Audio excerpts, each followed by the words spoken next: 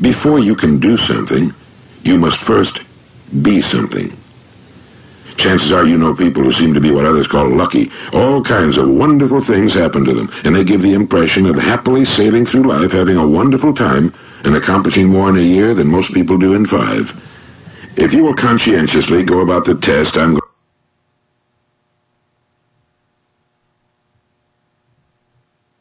Peter Drucker, in his excellent book, The Age of Discontinuity, points out that historically the men of knowledge have not held power, at least not in the West. They were ornaments. If they had any role at all at the seats of the mighty, it was that of court jester. There was so little truth historically in the old adage that the pen is mightier than the sword that it can only be called the opium of the intellectuals. Knowledge was nice. Knowledge was a solace to the afflicted and a joy to the wealthy who could afford it, but it was not power. Indeed, up to recently, the only position for which knowledge prepared was that of servant of the mighty. Oxford and Cambridge, until the middle of the 19th century, trained clergymen. The European universities, civil servants. The business schools in the United States, set up less than a century ago, have been preparing well-trained clerks rather than entrepreneurs. But now, says Drucker, knowledge has power. It controls access to opportunity and advancement. Scientists and scholars are no longer merely on tap, they're on top. They must be listened to by the policymakers. They largely determine what policies can be considered seriously in such crucial areas as defense or economic. They're largely in charge of the formation of the young, and the learned are no longer poor. On the contrary, they're true capitalists in the knowledge society. Salaries have gone up fast in the schools. The man of knowledge also increasingly has earnings opportunities outside of academia through research grants or as a consultant. Drucker goes on to talk about the responsibilities that go with power and mentions that our faculties are chock full of able-bodied people who stopped working the moment they made associate or full professor and got tenure. People in the education industry are much like people everywhere. There's a tendency to do no more than one must, and then wallow in the resulting discontent and alienation. That's my comment, not Drucker's. But the point I'm trying to make here is that the age of the dummy with muscles is past. We've learned that there needn't be a dichotomy there either. Some of our greatest athletes are top students, and the day of poking fun at the bookworm or the good student went out with the ice truck in a rumble seat. Surveys have even discovered that girls prefer men who wear glasses. They say glasses make a man look more intelligent. They're interested in brains, not biceps, although the two, as I mentioned, quite often go together. So an hour a day, improving your mind, is the best exercise habit you can form, and one that pays big dividends in all three of those important departments of life. In one of his plays, Pulitzer Prize-winning playwright Archibald MacLeish has one of his characters say, "The only thing about a man that is a man is his thinker. Everything else you can find in a pig or a horse." Yes, intellect annuls fate, and fear is ignorance. And speaking of good quotations, here's a good one from the pen of the American writer Christopher Morley. There's only one success: to be able to spend your life in your own way. Here's the dilemma that faces most kids in school. How do I want to spend my life? What should I choose to do? What can I do that will fill my life with interest and bring me the particular rewards I'm looking for in life? Christopher Morley's definition might well be carved over the school entrance. There's only one success: to be able to spend your life in your own way. A leading business executive resigned from one of the world's biggest companies to take over the business school of an American university, and he commented that a man ought to uproot himself every 10 to 12 years or so. Morley's definition might mean doing that. It's no longer necessary to stick with one job for life. I was talking with a friend of mine the other day, and he told me that only about 3% of all American Armed Force veterans have taken advantage of their GI Bill educational allowances. I remember reading that the employees of Macy's department store in New York had grumbled because the company had been hiring executives and managers from outside the company. So Macy's management put in a free management training program for its employees so that it could promote from within the organization. Only about 3% took advantage of the training, even though it was free. All they had to do was stay after work. That 3% figure keeps popping up in cases like that. It seems that only about 3% of the people are seriously interested in investing a part of their time and energy in programs calculated to help them get ahead in the world. The rest yell and flail around for pay raises and more fringe benefits, but when it's suggested that they might do something to improve themselves, make themselves more valuable, upgrade themselves with the times for their own good, No, the old slogan is still, take it easy, but take it. Many years ago, there was a cartoon which appeared in the Saturday Evening Post which depicted two men in their mid-30s sitting at a bar with drinks in front of them. One of them is saying, "I want to burn with a hard, gem-like flame. I want to scale the heights, storm the citadel, reach the top." And then there's a pause, and he says, "Now to heck with it." I mentioned Dr. Maslow earlier. Based on his research, growth toward self-actualization is both natural and necessary. By growth, he means constant development of talents, capacities, creativity, wisdom, and character. Phrased another way, growth is the progressive satisfaction of higher and higher levels of psychological needs. In Maslow's words, man demonstrates in his own nature a pressure toward fuller and fuller being, more and more perfect actualization of his humanness in exactly the same naturalistic scientific sense that an acorn may be said to be pressing toward being an oak tree. It's easy to see in children, but is so often apparently lacking in adults. Psychological growth leads toward psychological health. A person can grow out of his psychological problems and hang-ups just as he can outgrow his clothes. We tend to distrust our natural instincts. We've often been taught that our instincts are bad somehow. Moreover, the growth process requires constant willingness to take chances, to make mistakes, to break habits. One can choose, says Maslow, to go back toward safety or forward toward growth. Growth must be chosen again and again. Fear must be overcome again and again. Maslow also advanced what he called the Jonah complex, the tendency in adults to doubt and even fear their own abilities, their own potential to be greater. As he put it, we fear our highest possibilities as well as our lowest ones. We're generally afraid to become that which we can glimpse in our most perfect moments, under the most perfect conditions, under conditions of greatest courage. We enjoy and even thrill to the godlike possibilities we see in ourselves in such peak moments, and yet we simultaneously shiver with weakness, awe, and fear for these very same possibilities. The pleasures of growth and development require effort, self-discipline, and a certain amount of pain, but they're worth 1,000 times what they cost. People who underestimate their ability to think and solve problems should familiarize themselves with recent neurological research. Work at the UCLA Brain Research Institute points to enormous abilities latent in everyone. In fact, the Institute points to an incredible hypothesis. It seems the ultimate creative capacity of the human brain may be, for all practical purposes, infinite. Russian scientists have been amazed by the enormous reserve capacity of the mind. Writing in the journal Soviet Life Today, the eminent Soviet scholar and writer Ivan Yefremov said, "Man under average conditions of work and life uses only a small part of his thinking equipment.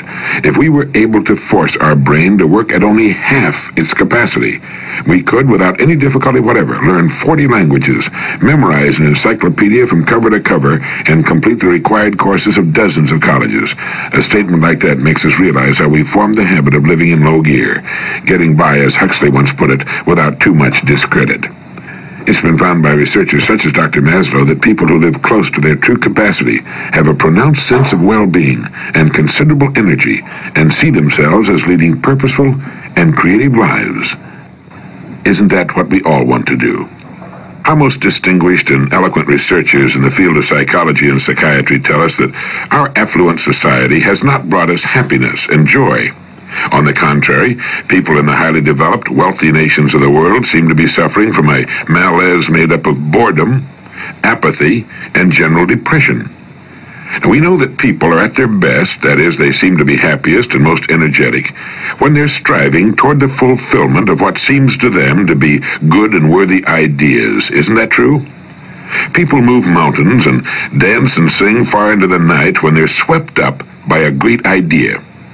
There's something about the human creature that makes him godlike when he's moved by a great idea, and apathetic, bored, and depressed when he's not.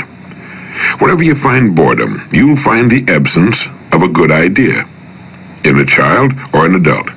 People are depressed and bored when they know deep down in the very fibers of their being that the life they're living is not what it could be, not what it ought to be. We suffer from an all-pervading feeling of guilt when we're living below our true capacities in our work and in our play. And it's beginning to dawn upon the people everywhere that we've been chasing a mistaken concept of what success is all about. We've confused means with ends. We'll find success, each of us in his own way, when we find ourselves And when we do, all things that we want and need will be added to our lives. The journey of self-discovery, the journey into meaning, is the most exciting on earth and the most rewarding.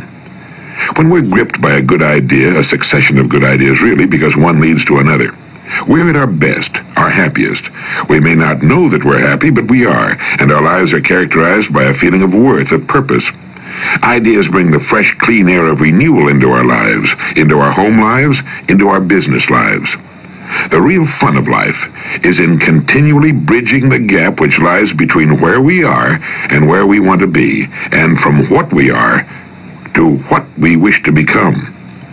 There are three main departments of living with which we should concern ourselves and in which we should succeed. They are, number one, our family lives.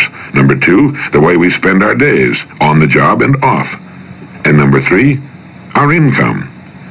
The purpose of this program is to help us find more meaning, more real success in each of these vital departments.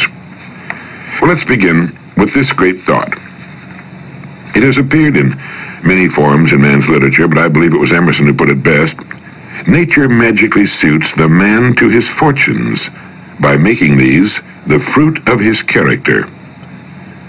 We might experience some difficulty in finding out what we're really like by trying to look inward, but we have only to look about us at our fortunes, for they are the fruit of our character. The late Dr. Maslow, former president of the American Psychological Association, said you judge a person the same way you judge an apple tree, by his fruit, by what he produces. Do you go along with that? It's hard not to, isn't it? Well, what is character? My Random House on a Bridge says that character is the aggregate of features and traits that form the apparent individual nature of some person or thing. My Oxford English Dictionary gives as its first definition a distinctive mark, impressed, engraved, or otherwise formed, a brand, a stamp. Any person who has had the chance to live as an adult for any appreciable length of time begins to collect about him what we can call his fortunes. They represent a merciless mirror of him as a person. They reflect his nature and constitute, in total, a distinctive mark, a brand, a stamp. Just as you can tell the name of a fruit tree by examining its fruit, you can tell a great deal about a person in the same way. And we can tell a great deal about ourselves. No matter how loudly we talk about what we believe in, our circumstances reflect our true beliefs. They show to others what is important to us. They reflect our degree of maturity at any given stage of our lives. You see, our fortunes are simply the sum total of what we want and believe we are qualified to receive at any given stage of our lives. For our fortunes should change. They should not just accumulate as we get older, they should change in quality. Change to reflect the changing person. If they do not change, it is an indication that we are not changing. If they do not grow in quality, it's an indication that we are not growing and maturing as persons. Our fortunes are the fruit of our character, and our character changes. Someone once said to Dr. Robert Hutchins when he was chancellor of the University of Chicago with regard to adult education that you can't teach old dogs new tricks.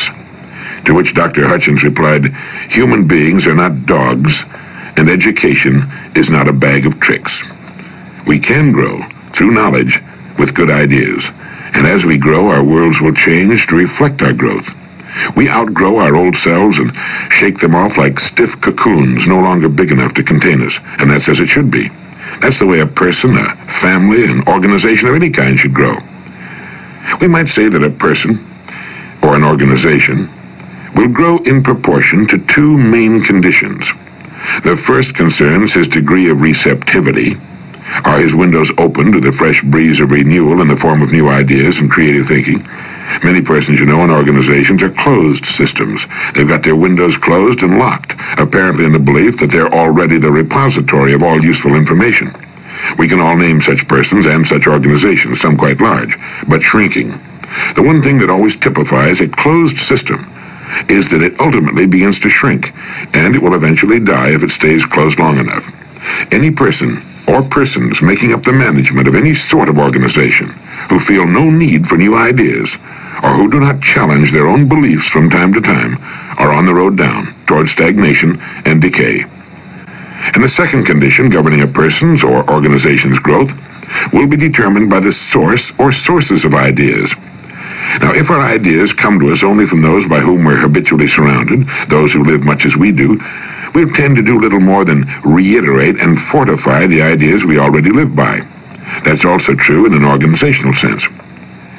A person can be said to be an organization, indeed a highly complex organization. Like any other sort of organization, the overall success will be determined by the quality of management. Just as the success of any business or other organization depends for its success or failure upon its management, so does the success or failure of a person depend upon the way he manages himself. We're all units of production. We produce things and words and attitudes which reflect our management. And the quality of our product, our total product, will be determined by the quality of our own self-management. Now, we can determine the quality of our overall product by simply assessing what we're being paid for it. It's true for a person, or for a business firm, or any sort of organization. And we might say the quality of our management will be determined by the quality of our ideas. The main ideas of our lives are the main roads on which we travel. So where do we get most of our ideas? When you ask about the extent of a person's education, you must ask, who were his teachers? We need to ask ourselves the same question. We can change, we can grow, and as we change and grow, our fortunes will reflect that change and growth. That our character is the architect of our fortunes is an interesting idea, isn't it? It's so interesting that it could bring about a significant change in our way of living. It could modify or completely change our goals in life. It gives us a way of assessing the quality and the importance of the product we're producing in each of our important divisions. Let's say a company has 3 divisions. 2 are doing well, 1 is losing money. Now, the one that's losing money, provided it's been losing money for some time, would seem to indicate that it has poor management, or else it produces a product or service without sufficient demand on the part of those it would serve. Now, the same can be said to be true of the different departments of our lives. Quite often a person will be great in one department and poor in another. Great on the job at making a living, perhaps, but poor at home, or great at home and poor on the job.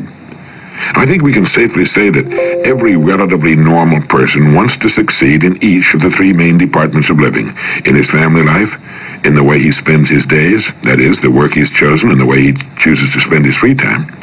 It's surprising, how many people tend to forget that they chose their work of their own free will, just as they chose their spouses of their own free will, and the main direction of their lives of their own free will.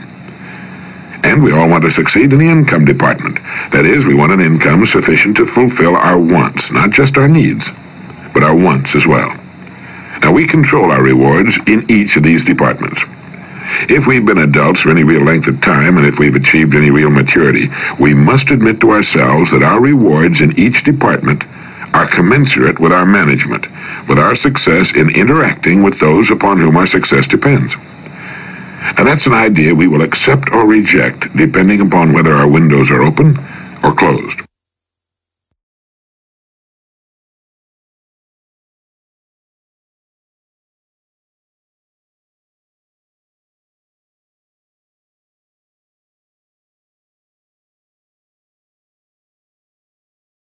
Hello, this is Earl Nightingale. The exciting, the phenomenal era in which we live has been called the Golden Age. It's an apt description. During our lives, more changes have occurred, more progress has been made than during any previous millennium in the development of man. It would be almost impossible to select the most important discovery in recent years. What would you choose? The jet engine, atomic energy, the new metals, synthetic fibers, rockets, satellites, transistors, the laser, television, plastics, antibiotics, computers, men on the moon, self-image psychology, mass communications. Well, the list goes on and on endlessly. And if reflection on the recent past is amazing, what about the near future? No one can say for sure what changes will come during the next 5 or 10 years, but they will come, and they'll be amazing, even fantastic. The head of one of the largest corporations, serving a term as professor at Columbia University, recently said that the 2 most important areas of development in the future will be the collection of data for business and marketing, and the study of the motivation of people. And that's what this program is all about. Studies conducted by major universities and business organizations indicate that less than 10% of job failures are due to inability to master the technical aspects of the job. Now, this means that more than 90% of such failures are due to lack of understanding of life, of people, and oneself, and the lack of motivation to acquire and to apply this understanding, to narrow the gap that exists between habitual performance and potential performance. Researchers tell us that the next 10 years are going to offer business and the individual the greatest rewards in history. We can count on seeing the bulk of spending in this country being for things, products, and services over and above the necessities, which are food, clothing, shelter, transportation, and medical care. This will be the first time this has happened in the entire history of the human race. Now, what does all this rapid change mean to you and me? Doesn't it mean that our futures are virtually unlimited if we'll see ourselves in relation to the present and the future? Of course it does. Change has become our way of life. We can either keep up, move ahead, or fall behind. We can't stand still even if we wanted to. Now, while automation and new methods are making many jobs obsolete, the world will always demand effective leaders, men and women who can contact, inform, persuade, and deal effectively with people. The man or woman who can do this will never become obsolete. Unfortunately, though, many people in all fields have a tendency to forget that the future belongs to those who prepare for it, that we can't win in the space age with obsolete ideas. The president of one of our corporate clients recently mentioned that while we're all aware of the tragic school dropouts, we often forget that grown-ups drop out too. It's unfortunate but true that for many there comes a time when for one reason or another, or perhaps for no reason at all, they drop out. They stop learning. They stop growing. And it's at this precise point that they compromise with the world as to what they will become as human beings during their chance at life. This is their apogee, the highest point of their lives. From here on, obsolescence sets in as they quit acquiring new knowledge. Now, we expect our companies to grow, our country to continue to lead the world and prosper, but all too often we make the unspoken assumption that we know enough, that we're good enough to meet the challenges and changes of the future without changing ourselves. Before we can claim knowledge for our own, we must meet two requirements. I believe Will Rogers described them best. He said, "You don't know anything you haven't learned, and you don't know anything you don't remember." So having knowledge requires first learning, and second, remembering. Now, these recorded messages are intended to aid you in both areas. Each is a distillation of many great minds on the subjects of living successfully and communicating more effectively with others. Now, since they're both short and recorded, you can listen to them repeatedly and effortlessly in just a few minutes a day.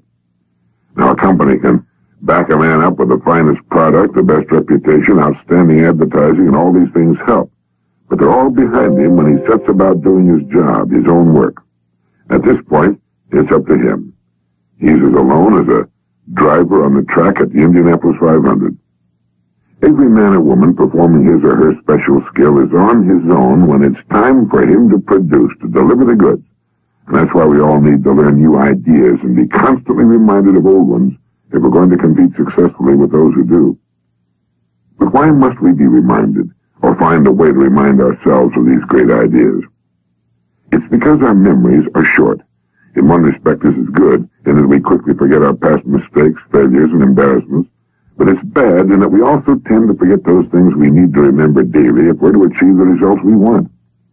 Well, these short messages are intended to give you instant knowledge, and then in the days, weeks, months, and years ahead to provide quick and effortless instant reminders. Unlike books, which we'd like to read again and again but seldom do, you'll find these recorded ideas easy to listen to at any time of day or night. Just a few minutes of listening, and you're back on the track again with a wealth of helpful ideas you can put into action immediately. Now, no one can force an individual to improve, become bigger and more effective in whatever he does. The person who moves forward has to do it through individual effort, and this is as it should be. Because in the last analysis, every person is working for himself. He's building his own life, regardless of where he happens to find his rewards. And the ideas and principles in these messages provide you with an opportunity to grow, to live and work closer to your potential as a human being. What action you as an individual take is your own affair. There isn't a human being on earth who's interested in growth and personal success who doesn't have these four vital needs. 1, information. 2, a plan of action to put that information to work. 3, reminding, constant reminding of what he or she knows. And 4, inspiration, the motivation to grow and build a better life on the foundation of his present one. For some time now, I've been interested in a discovery about human behavior called self-image psychology. You may already be familiar with the self-image idea. This is the principle that each of us is controlled by his mental picture of himself. If you've thought much about it, I'm sure you agree that a good self-image is vital to our happiness and to the achievement of our goals in life. But if you aren't yet familiar with this new idea, let me introduce it by quoting my old friend Dr. Maxwell Maltz, who said, "The most important psychological discovery of this century is the discovery of the self-image." Our self-image is our own conception of the sort of person I am. Each of us builds a self-image out of his beliefs about himself. It's unconsciously formed from past experiences, our successes and failures, our humiliations and triumphs. It determines the way we interpret other people's reactions to us. In short, this mental picture we have of ourselves turns out to be a kind of life-governing device. Now, that's the most significant part of the whole self-image principle, that our mental picture determines our interpretation of everything that goes on about us, our reactions to life and other people, our feelings, thoughts, actions, even our abilities. We are the person we believe ourselves to be, if we're anywhere near normal, and we're consistently that person in everything. Now, it's interesting, isn't it? It's exciting, too, when we realize that our self-image can be changed. If for one reason or another we've developed an image that's too limited to permit our achieving maximum results in life, that image can be enlarged, improved. There's one point to keep in mind here, though. We can't outgrow the limits we impose on ourselves. Our thoughts, habits, even our abilities must be those of the person we believe ourselves to be. We can set new limits in place of old ones, but we can't surpass of our self-image.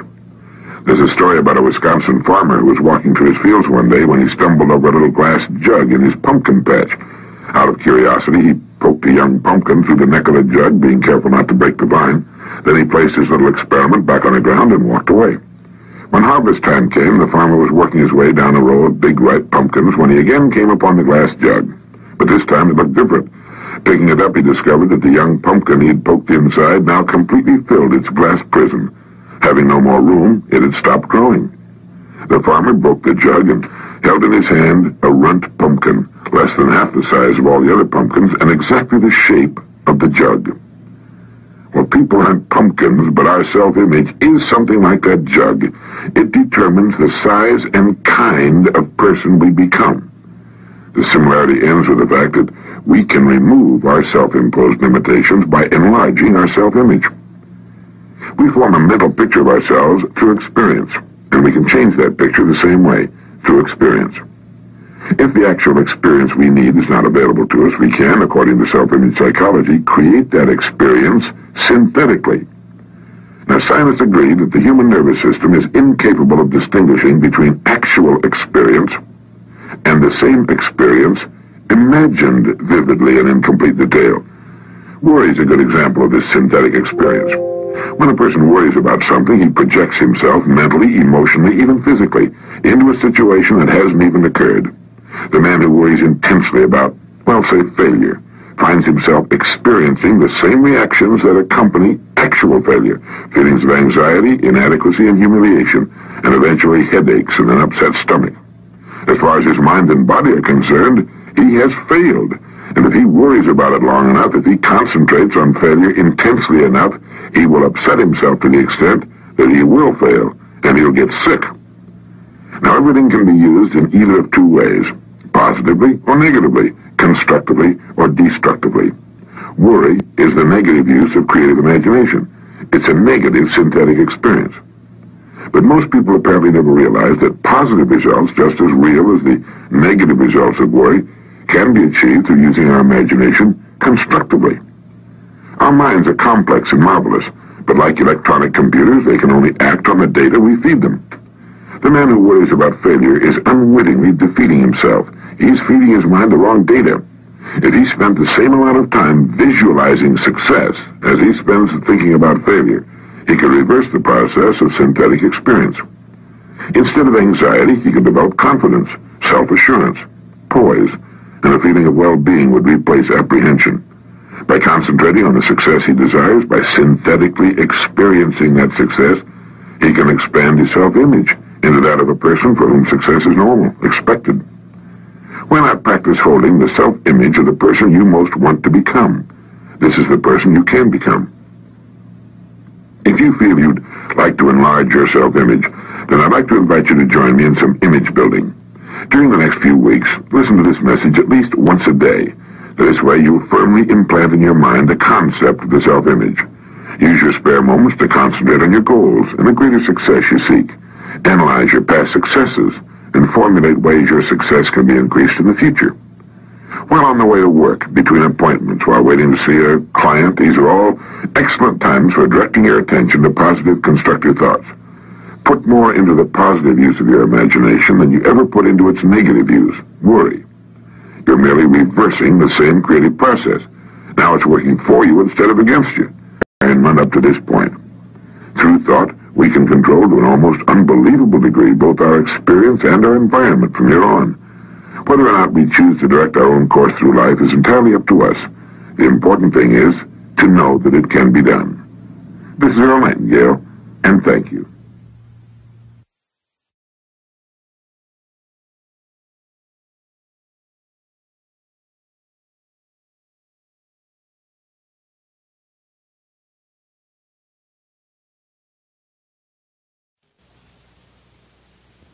There is one mind common to all individual men. They are merely two spheres of activity within one mind. There are not two minds. Your conscious mind is the reasoning mind. It is that phase of mind which chooses, weighs. The objective mind is suspended or in a sleepy, drowsy state. Your subjective mind sees without the use of the natural organs of vision. It has the capacity of clairvoyance and clairaudience. Your subjective mind can leave your body, travel to distant lands, and bring back information oftentimes of the most exact and truthful character. Through your subjective mind, you can read the thoughts of others, read the contents of sealed envelopes and closed safes. Your subjective mind has the ability to select. In the Bible, it says the husband is head of the wife. The husband in the Bible is your conscious mind, and the wife is called the subconscious in the Bible. That's not true from a literal standpoint, but it's true psychologically only. Your subconscious is controlled by your conscious mind. It's amenable to suggestion and controlled by it. So the wife, your subconscious, is subject to the man or to the mind, in all conscious mind in all things. That's true psychologically only. Whatever your conscious mind, remember, feels to be true, your subconscious accepts. Your capacity to imagine and feel, and your freedom to choose the idea you will entertain, gives you power over all creation. Do not dwell on the imperfections and shortcomings of others, or their frailties, or their derelictions. Why? Because whatever you think and feel about another, you create in your own mind, body, and circumstances.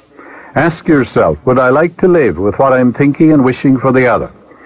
If you would, well, if the answer is in the affirmative, of course you're on the right track. Remember, your thought is creative, and what you think about the other, you are creating, in your pocketbook too, and in all phases of your life.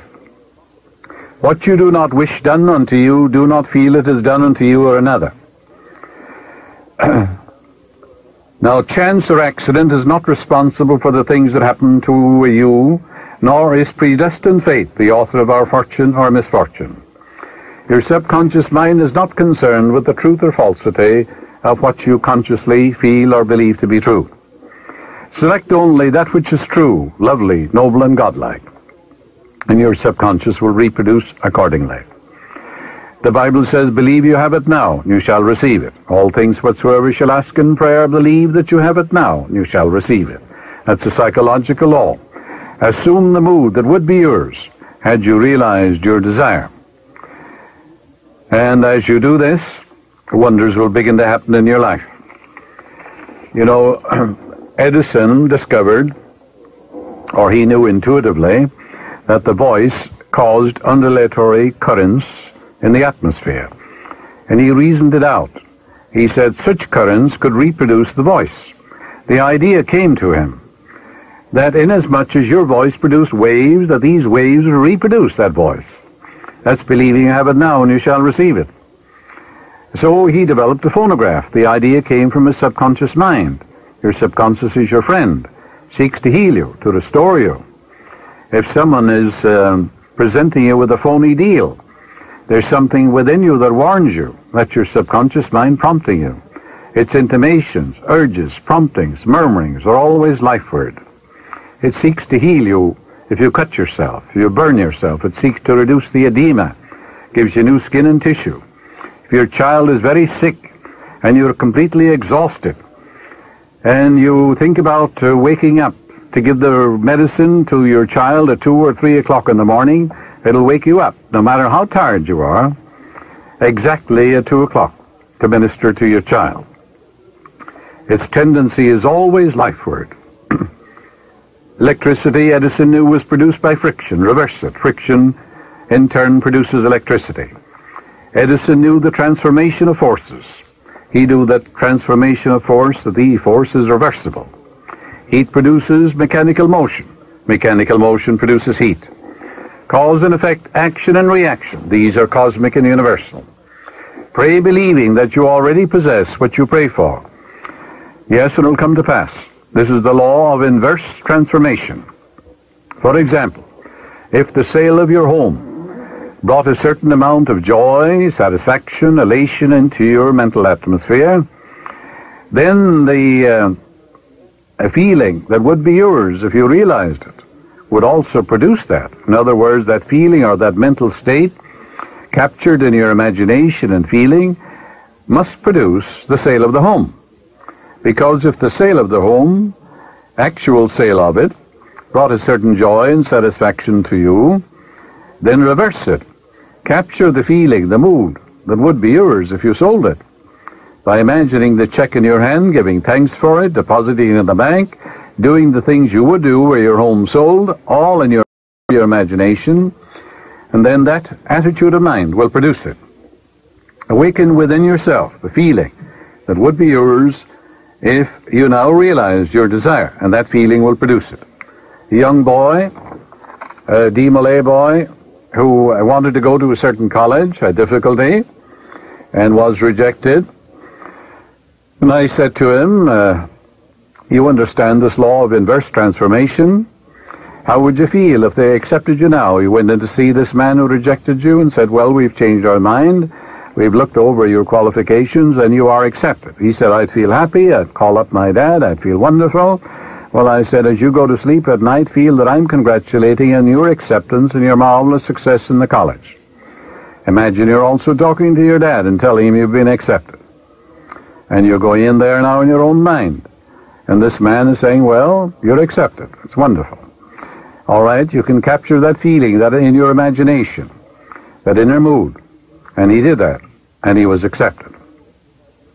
Yes, the feeling of the answered prayer, if assumed and sustained, must objectify the answer to your prayer.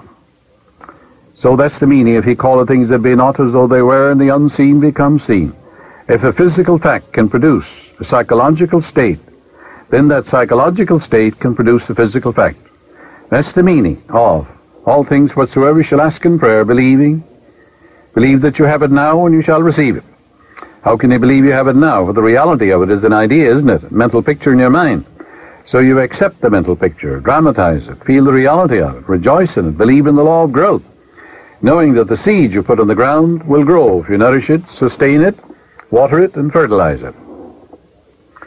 The philosophy of 6,000 years has not searched the chambers and the magazines of the soul. Emerson said that. Your mind is your consciousness is the sum total of all your subjective and objective impressions and awarenesses. Your mind is a medium of ideas. It's a collection of impressions. Some are good and perhaps some are not so bad. Your mind, therefore, is a medium for all sorts of impressions, and your mind should be open only to ideas which heal, bless, inspire, elevate, and dignify your soul. For ideas are our masters. Ideas generate emotions. The reason there is so much misery in the world is the ideas many men hold are completely false. And these emotions get snarled up in the subconscious, and they must have an outlet. And being of a negative nature, it must be a negative outlet. Watt saw the steam coming out of the kettle. He was a Scotchman, mechanic. His mother was making a cup of tea, and he saw the result of the steam forcing the lid up. He began to think what would happen if I harness that steam. Tremendous power there. All he had was an idea. He began to think about it from all angles. The idea came from his subconscious mind to force steam into a cylinder, which contained a piston. The expansion forced the piston back and drove the wheels. That was the beginning of the steam engine, which revolutionized industry all over the world. When a man says it can't be done, it was never done before, it's impossible. Remember, the science of aerodynamics states that the bumblebee cannot fly because its wingspan is too short and its weight is too great for it to fly. But the bumblebee doesn't know what's in the textbook, so it goes ahead and flies. So when someone says it can't be done, the man who knows the power of his imagination, of the great friend within him, says, what does he say? It says, I'm going to do it. It can be done. And the subconscious, which is his friend, responds to him and brings it to pass in a wonderful, wonderful way. Here's a friend also for a band. Someone mailed me this clipping. It's an unknown Mexican, it says, from the Copley News Service. And he was praying for wealth. That is, he wanted money to do the things he wanted to do. Obviously, he was poor, according to the article. And in a dream, he sees the Virgin, because he had gone to Guadalupe to pray.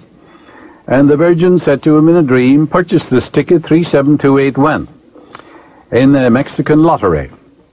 He called his nephew in Texas, and he asked him to track it down. So the nephew tracked it down, and he invested the uncle's money to buy the block of tickets. And the uncle won $3 million, a grand prize in Mexico.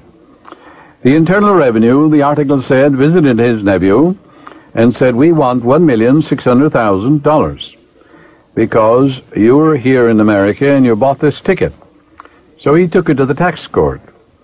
And the article says, the judge said, well, this man received an answer to his prayer from the Virgin, and the ticket was purchased in his name, and the Internal Revenue doesn't get anything. So that's the friend that gave this Mexican, who believed that the Virgin would answer him, $3 million. That's the friend that's within you. Its ways are past finding out. The Virgin, of course, is the I am within you, your own subconscious mind. It's capable of infinite conceptions within itself. That's why Mary means the sea, Virgin means the pure mind, the infinite mind, the I am, the presence of God within you. That's called the Virgin Mary in all Bibles of the world. Mary is a Latin word meaning the sea. So it has nothing at all to do with a woman or a virgin or anything of that nature. Because there is that within you that's capable of an infinite number of conceptions of itself without the aid of any man. It created the whole universe. For example, the tree outside your door is an immaculate conception. So is the whole universe an immaculate conception. It came out of the mind of God. He had no one to aid him, for God is all there is. And therefore only God can make a tree. So that's the Virgin that is within you. Now, even though he had blind faith and thought he was praying to a virgin, his subconscious responded.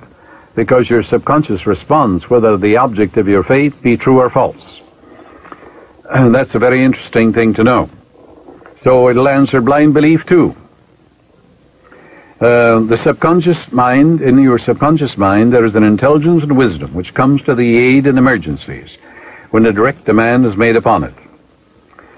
And there are many, many such instances where scientists, for example, have received answers to their prayers when they couldn't get an answer any other way.